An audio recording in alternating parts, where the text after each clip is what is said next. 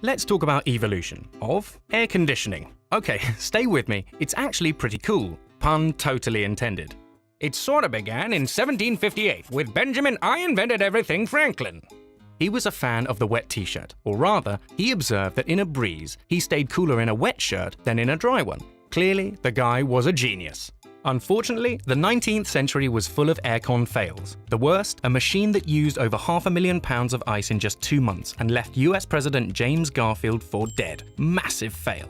Then finally, in 1902, a clever chap called Willis Carrier created the modern-day air conditioner. See, the hot summers in New York were making it hard for publishers to print reliable colors.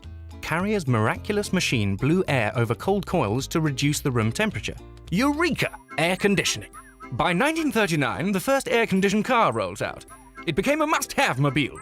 In fact, people without one used to drive around with their windows shut tight to appear as if they had it, even in 100-degree heat. But solving one problem created another. The demand for air conditioning caused energy consumption to escalate. While people were keeping cool, the globe was warming up. Which leads us to, drumroll please, 1971. Yes, in the swinging 70s, Climaveneta was founded. A future-facing company that wanted to improve efficiency in aircon. By 1992, the hole in the ozone layer is now the hottest topic in town. The UN confirmed we must reduce greenhouse gas emissions. In response, Climaveneta develops its first free cooling unit, which cools fresh air when it's colder outside than inside. The result? Significant energy savings. By the turn of the millennium, the use of renewables in air conditioning had become extensive with high-tech solutions from different industries. Like magnetic levitation technology! Whatever that is. Which leads us to 2007, not that long ago.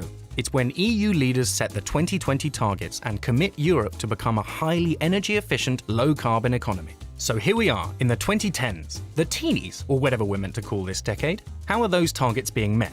Well, air conditioning has evolved to more than just cooling systems. It's at the heart of smart buildings and cities. It's integral to our daily lives.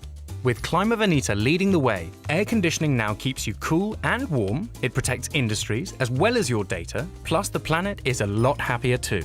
Now that's cool.